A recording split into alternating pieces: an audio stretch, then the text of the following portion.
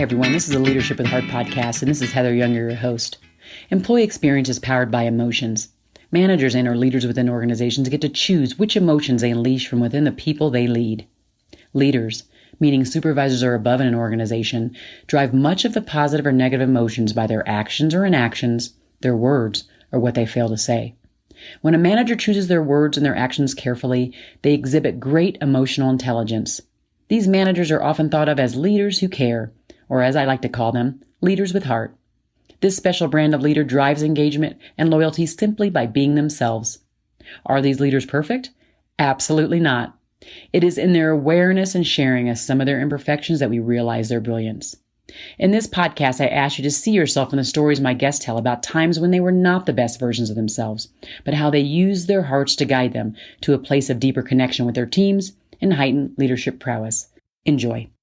Hi, everyone. This is Heather with the Leadership with Heart podcast. And today I am thrilled to have Tara Healy on the show with me.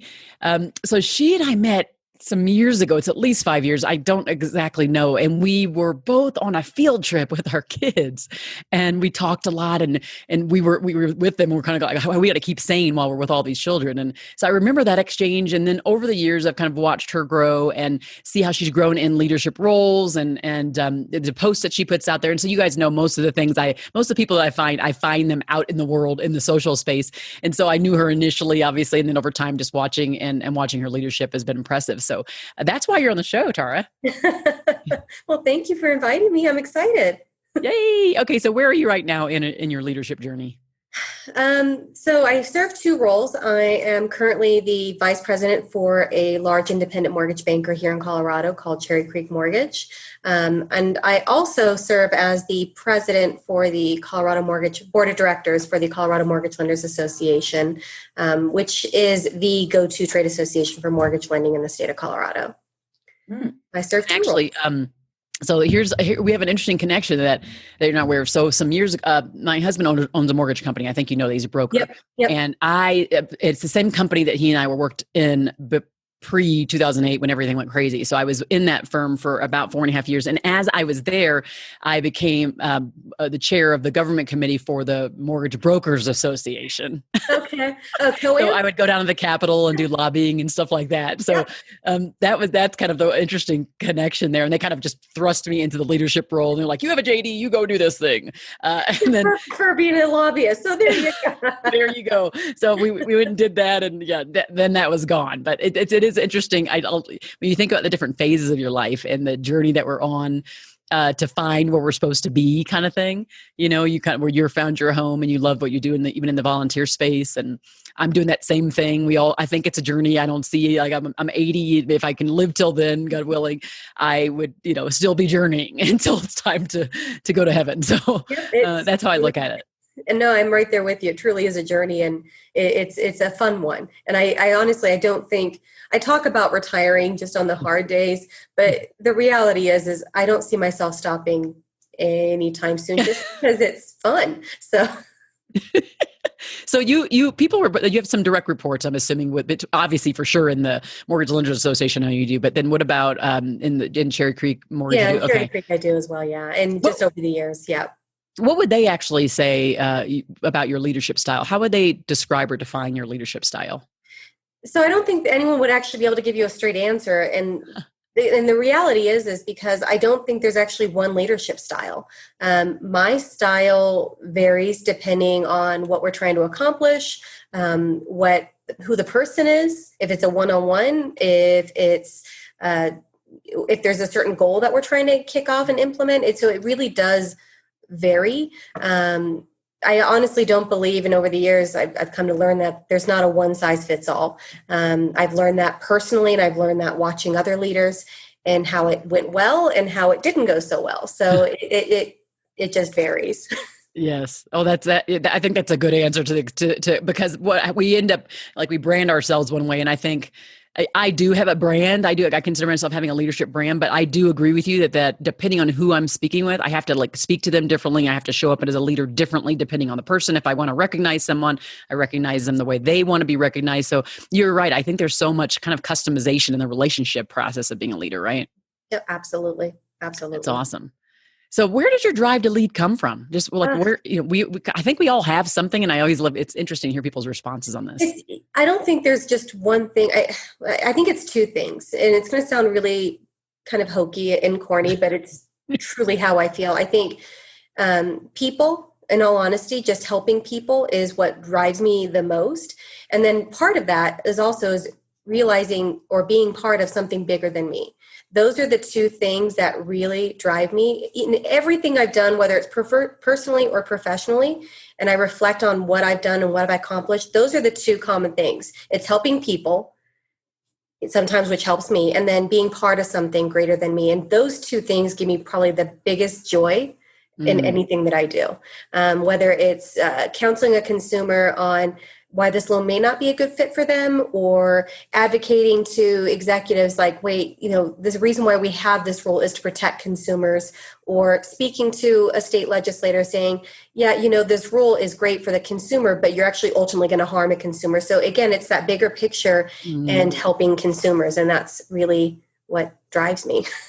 I love that. And so that idea kind of harkens back to servant leadership, where you're there to kind of serve the person in front of you. And what I love about what you're saying, though, is that it's non-self-centered. It really is others focused, which is a real key tenet of this leadership with heart concept, is that we step in. There was a person that I to this day adore. I love her, love her, love her. She was someone who reported to me at a previous role, and she wasn't in a management role when I first got to her. She was in a independent performer role, a contributor, and then but she really wanted to be a manager. She had been in this organization for many years, but her previous manager pretty much kind of demoted her, even though she was doing well. He really thought a more individual contributor role, but I knew she really wanted to be in the role, and I thought she'd be really good at it. And so I really advocated for her to be a manager again with HR, with the person who was my boss.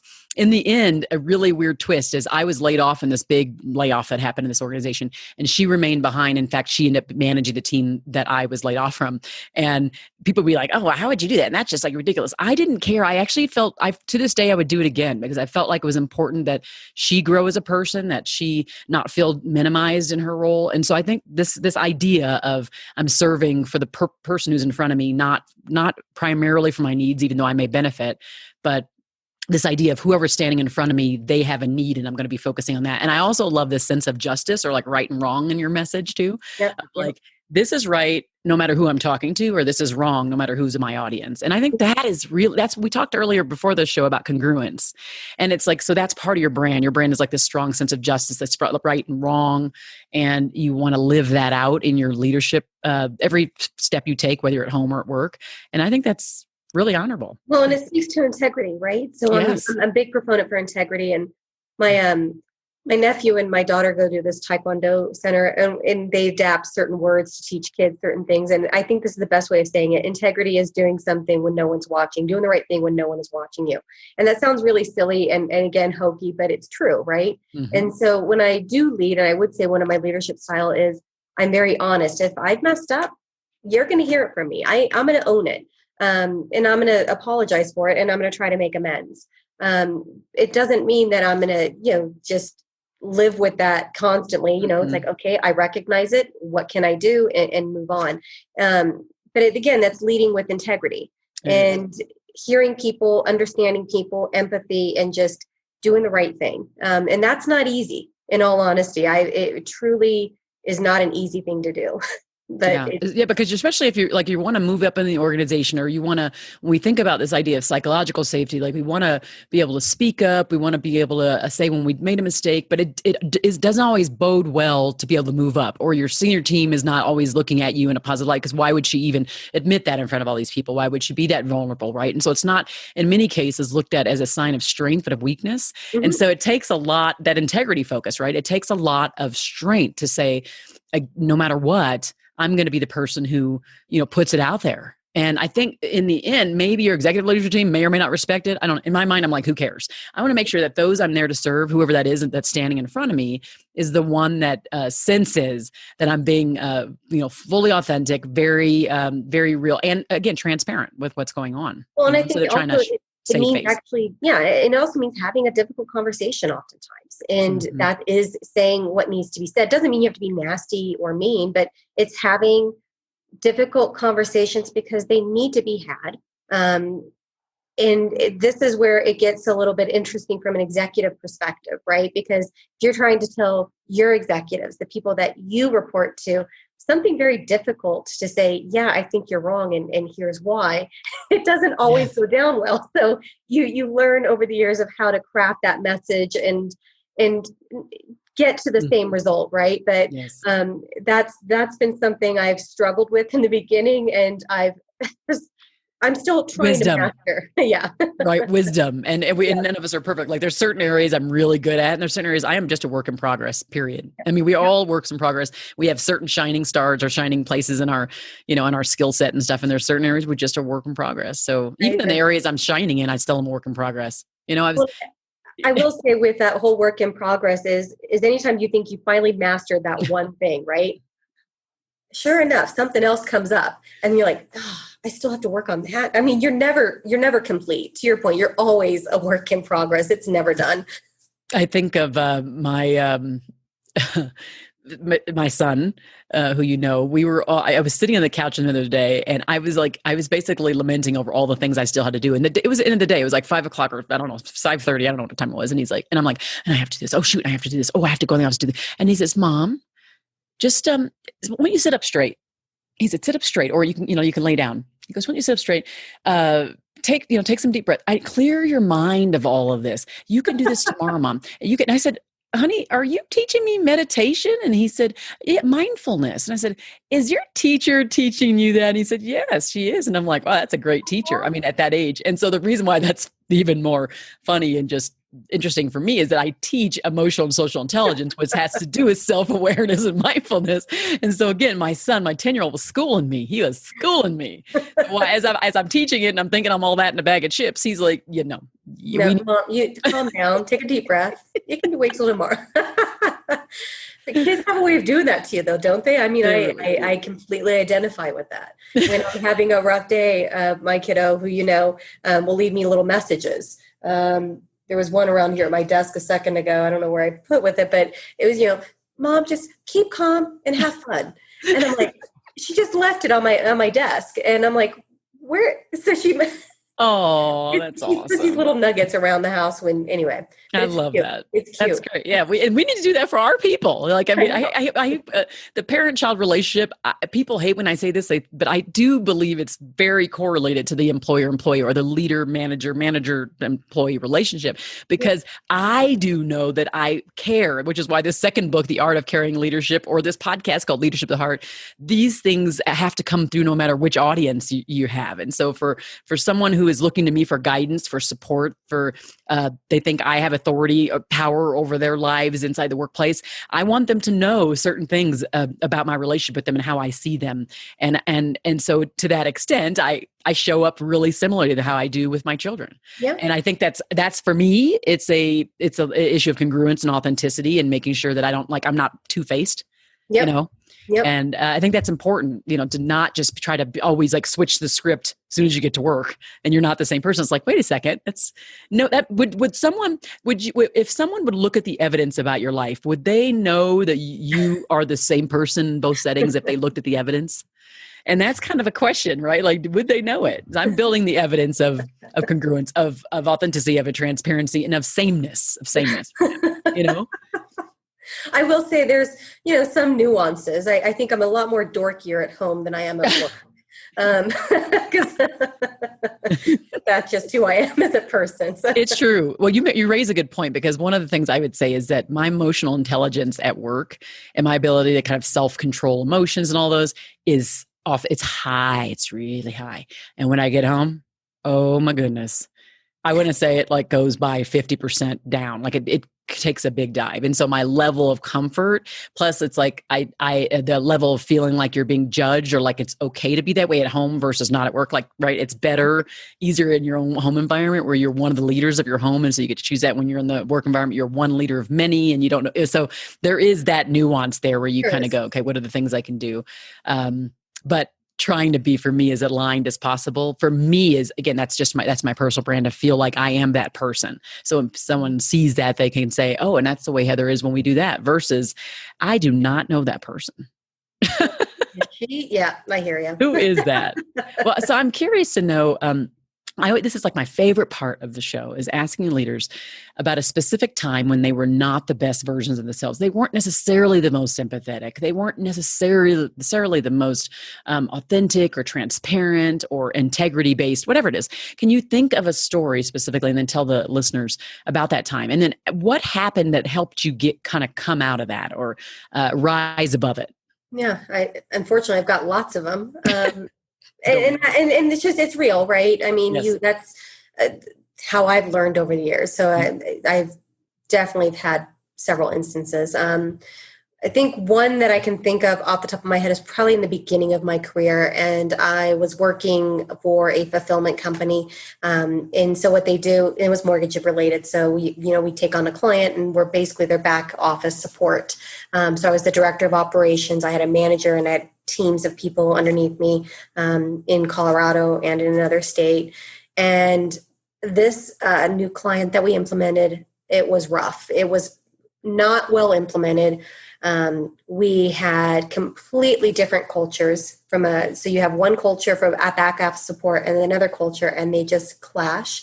So you're talking, Northeast, United States, kind of in your face. That's how they talk to Coloradans who are not always that way. And it just clashed. It really, really did. The team was consistently meeting contractual service level agreements. I was getting a lot of pressure. I mean, it was stressful.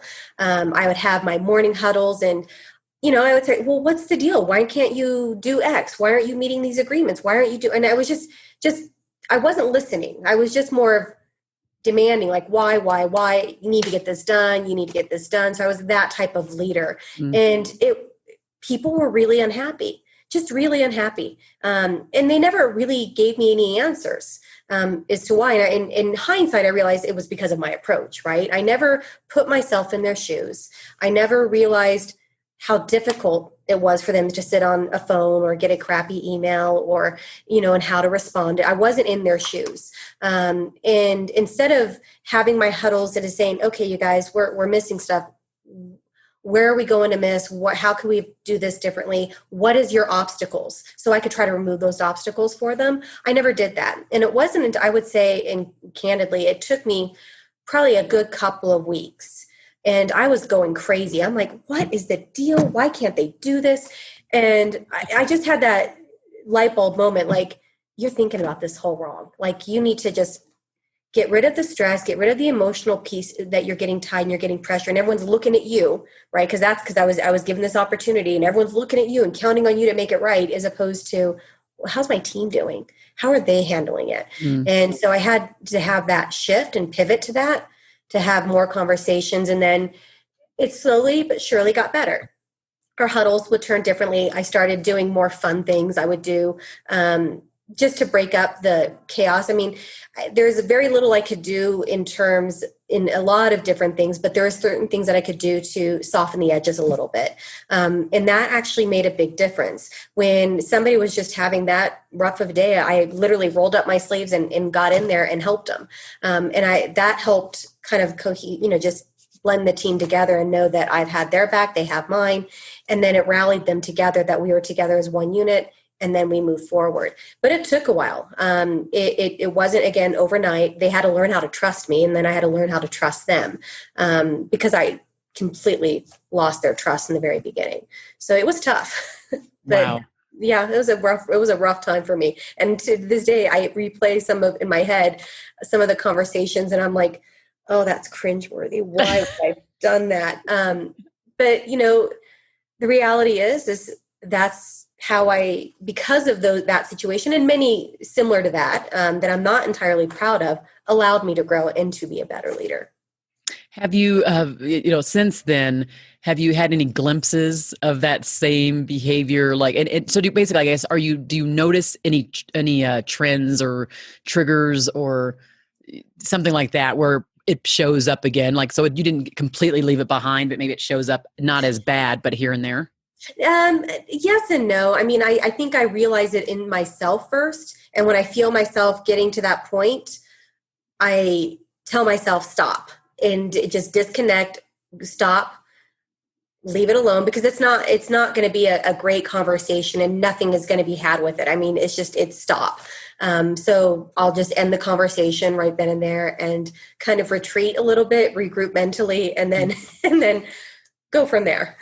And so for those who are listening, I just, have to highlight where someone kind of does textbook emotional intelligence. And when we talk about emotional intelligence, that doorway is self-awareness. And so kind of scanning yourself, sensing when something is about to happen before it happens, being able to, have some way in this case, Tara says, stop. So that's her disconnect, where she kind of can say, okay, walk away, take a deep breath. And so there's a lot of different strategies you can use before you're about to enter into a place where, it could be tense. And so that scanning part of your body as physiologically, what's happening in your head, what's happening in your body, you have sweaty palms, is your heart rate, racing.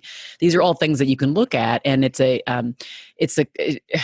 is leadership, guys. And this is very necessary. We have to be super purposeful and intentional about this kind of thing. And you can hear that in that story that Tara just told. So just I want something I wanted to highlight as we're right in the middle of this, like, oh, stop right there. I want you to get that.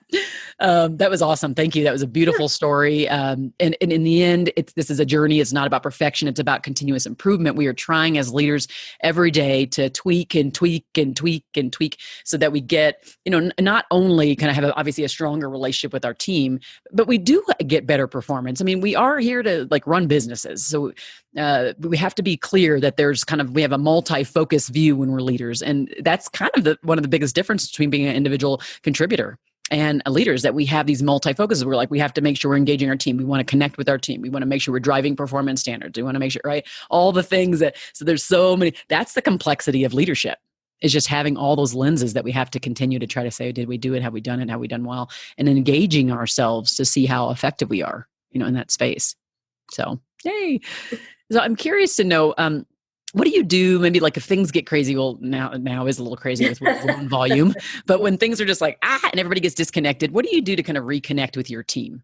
Honestly, it's making it fun. So prior to COVID, because everybody right now, and for the most part in our office, are all working from home. So it's a slightly different, prior to COVID, over the years, I've done things and this is going to, again, getting an ice cream cart, filling it with a whole bunch of ice cream, and doing an ice cream social, just a surprise ice cream social, just to break it up to the monotony of the day. Telling everybody, okay, time out, 5 minutes. We're playing Nerf ball huddle. We're Nerf ball basketball. So we've done that, and I deal with highly competitive people. So there's a lot of smack talking, and it breaks up the tension, right? Yes. It always happens for us at the end of the month, and lately it's been constant, right? But end of the month is a busy time for most mortgage professionals. So so that's when you get so caught up in your day, you start getting stressed out, and then you start kind of you can feel the tension. You don't have to hear it in somebody's voice. You just walk into an area and you feel it. So it's okay, let's take a time out. Let's do something fun. There was one, my sister who she was telling me something that she does, and I'm honestly thinking about implementing it because of COVID, and I thought it was just a fantastic idea. She plays Ding Dong Ditch. So what she does is she'll pick an employee of hers every month or whatever. They don't know. She just randomly picks up, and she knows in speaking with them of different things that they like or they're into.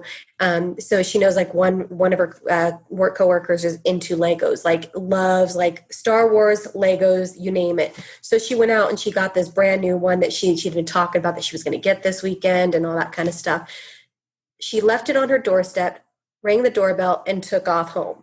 And then sent her an email, of course, saying, hey, I left a present for you. So there's little things, because you're listening to people, and again, it builds that team. And I just thought it was such a cute idea. I'm what a wonderful surprise, whether it's cookies or, anything, right? Mm-hmm. But it's just something, it doesn't have to be expensive. It's just that small little token. And it was a lovely surprise because of COVID. Another thing I think right now with COVID is all of us are in meetings. All of us are doing Zoom meetings kind of like this, or Microsoft Teams. And you kind of get burnout, right? I have done anything from happy hours, right? And it's great with friends, colleagues. It's a little bit different. So how do you do it? So literally I have a scheduled meeting at 3:00 on Fridays, just because by 3:00 on a Friday, most people are just kind of winding down anyway. And we have a 30-minute water cooler meeting.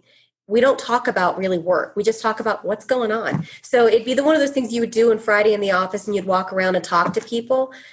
We can't do that right now. So that's how we're kind of doing it, is our Friday water cooler message. Like, hey, what's going on? How you doing? And I love that. What are you doing this weekend? And that kind of stuff. So it's a nice way to kind of just relax. It's not too crazy. And it's fun. It's fun. I love it. You don't have to do the alcohol if that's against your policy at work. So I absolutely love that. And I love your sister's idea too.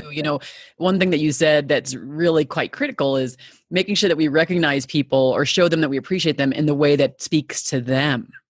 So that in this case, the Legos spoke to this team member, and it's different for every person. Don't go drop Legos on everybody's doorstep and look at you like you're crazy, right? So maybe some people are just a thank you note. Like you don't even have, you just send a thank you note with some kind words, and they are just so touched, and they'll take that note and keep it for like years. Yep.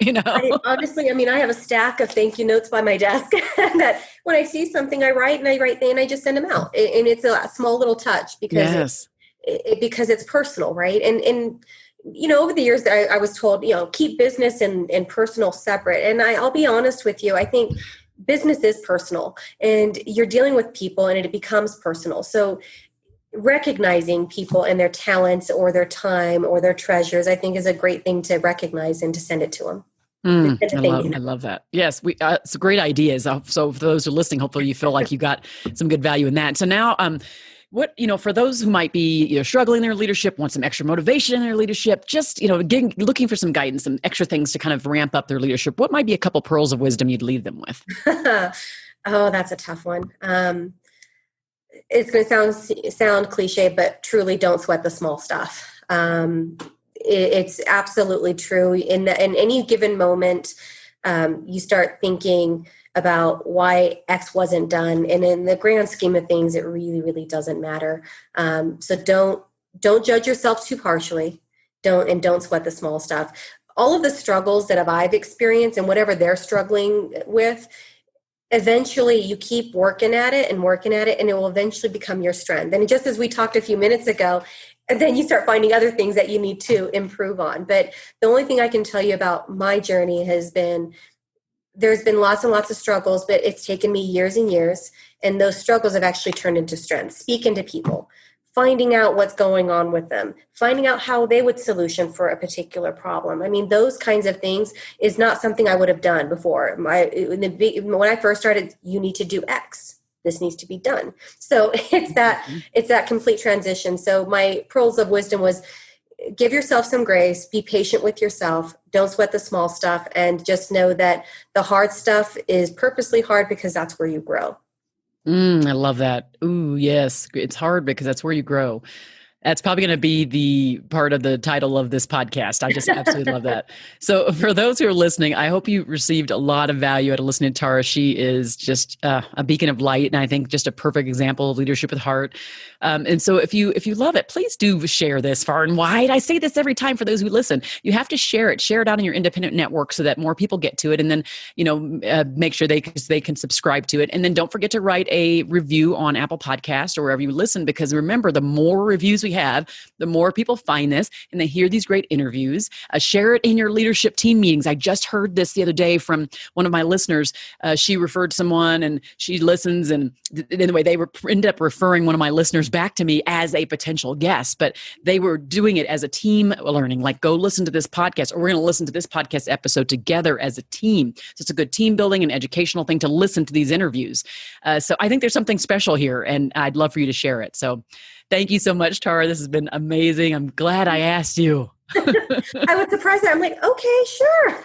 So thank you for inviting me. I appreciate it. This has been fun. It's been a pleasure for me too. Thanks everybody too for joining the Leadership with Heart podcast. You all be well. If you'd like to learn more about the work we do at Employee Fanatics around helping leaders lead with heart, go ahead and visit us at employeefanatics.com. That's employee, FANATIX.com. We look forward to seeing you. Definitely reach out to us. And don't forget to subscribe to our newsletter as well. We do send out a very robust newsletter with lots of great insights every single week. Be well.